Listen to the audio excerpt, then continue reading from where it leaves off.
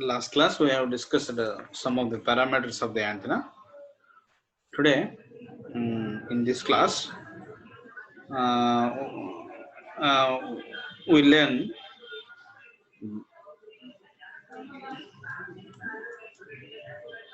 power gain and radiation efficiency. Radiation efficiency is nothing but antenna efficiency. So today we learn power gain and radiation efficiency and the equations regarding power gain and radiation efficiency. So generally, the main thing is here, any practical antenna is made up of a conductor having finite conductivity. Having a finite conductivity. Antenna is made up of a finite conductivity. Hence, we must, whenever we talk about conductivity, we talk about some ohmic power law, ohmic power about the antenna. So, hence we must consider the ohmic power loss of the antenna. Ohmic, what? Ohmic power loss of the antenna. If the practical antenna has ohmic losses is nothing but ohmic power losses is nothing but I square R. So which is represented by P suffix loss. Then if it's if the radiation of the antenna, it's the power radiated, which is represented by P suffix RAD.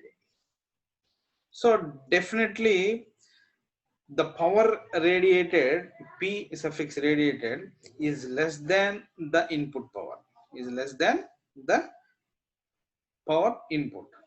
Then we can express power radiation, P radiation, in terms of power input as P radiation, P power radiated equal to some factor eta suffix R into P suffix in. So here eta R is nothing but a radiation efficiency. This one, radiation eta R is nothing but radiation efficiency. So from this one, radiation efficiency equal to power radiated by total input power applied, P in, power radiated by P in. So radiation efficiency is also defined as P radiated by P input. But the total input power to the antenna, total input power to the antenna, that is P in, is written due to conductivity present in the antenna. So power radiated plus power loss, this gives the total input power. This gives the total input power. So another formula for efficiency, radiation efficiency, is power radiated by power radiated plus power losses. So power radiated and the ohmic power loss can be expressed in terms of RMS current. RMS current. Why? Because very simple thing here. Power P equal to I square into R. So from this one, P suffix radiation equal to I square, that is RMS power, into R radiation. In the same way, P loss equal to I square RMS into R loss. So from these two equations, again by substituting these values in the above this one, we can get R radiation by, that is radiation resistance, by R radiation plus R loss. This is the thing. So we can conclude so many definitions, so many equations for a radiation efficiency, which is nothing but an antenna. Radiation efficiency is also in what we call antenna efficiency. So antenna efficiency normally denoted as eta. So which is this one,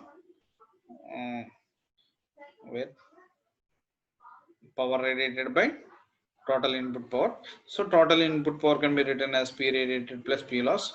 So from these power is written in terms of RMS values. We get radiation resistance values, R radiation by R radiation plus R loss. Okay, this is the thing. Next one.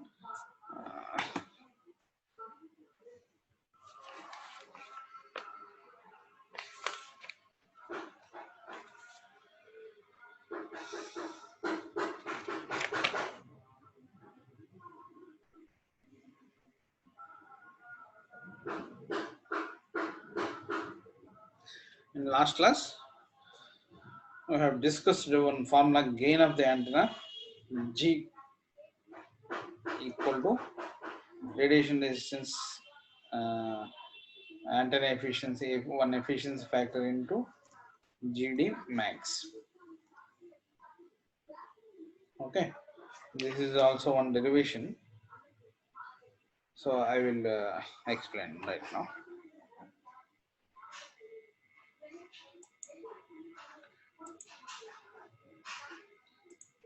Now, so where we are right now, the ratio of power radiated in particular direction, that is theta comma phi, to the actual power input to the antenna is called power gain. Again, the ratio of power radiated in a particular direction, so that it is represented like this: power radiated in particular direction, P suffix d of theta comma phi, to the actual power input to the antenna, that is P in, is nothing but what we call a power gain. Again, you closely observe the equation and you can elaborate the description, definition. Just once.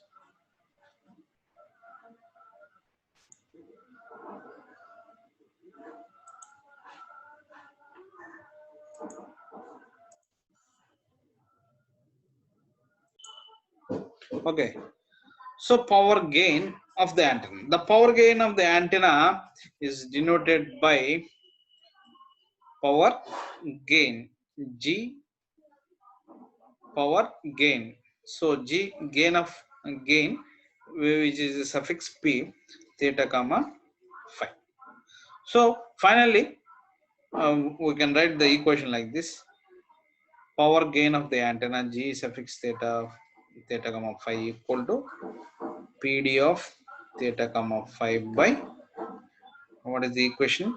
Total input power, P suffix. So the maximum power gain can be defined as, so this is the normal power gain. So the maximum power gain GP max is nothing but the maximum power gain of the antenna, which is the ratio of the maximum radiation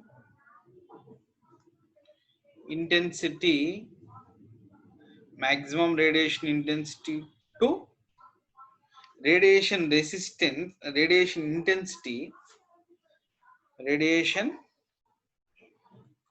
intensity due to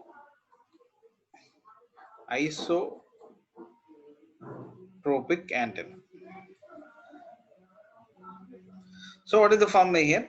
Maximum radiation intensity to radiation intensity due to isotropic antenna. Isotropic antenna means a lossless antenna. So From this one we can write the formula. Radiation intensity is denoted by U. Already in our previous lecture we talked about that one, U.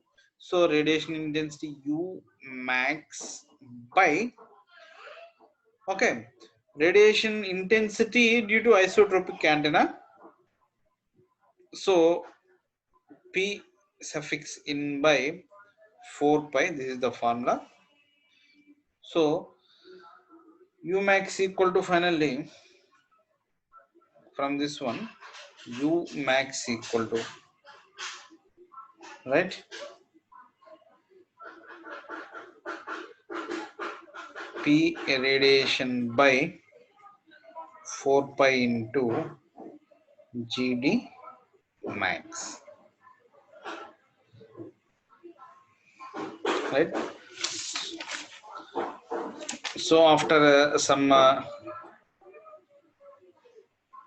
substituting U max in expression for maximum power gain, so GP max equal to, we get here eta suffix R into GD max. This is the final equation we get. Okay.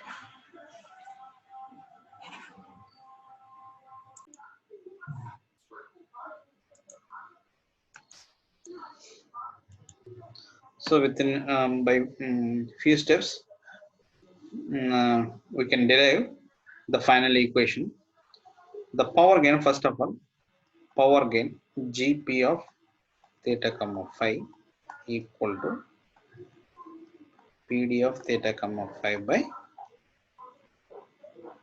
P suffix in. This is equation number 1. This is the conclusion. So we can write all equations here in a fresh sheet. So GP max equal to, by formula, U max by, that is radiation, maximum radiation intensity by power radiated by 4 pi. This is the one of the formula. But in our last lecture we talked about U max. So U max is the formula, radiation, total maximum radiation intensity, power radiated by 4 pi into G suffix D max. The power radiated, already today's class, power radiated is nothing but eta into total input power Pm. So we can write eta R into P suffix in by 4 pi into G suffix D max. And next one, substituting value of U max in the expression for maximum power gain, we get here GP max equal to, which is this one. You get U max as eta into P in by 4 pi into GD max into 4 pi by P suffix in. So this one cancel, this one cancel. So finally we get power gain max equal to eta R into GD max. So this is the form. Okay. So some of the problems regarding these equations, so we can discuss on the next class. Thank you.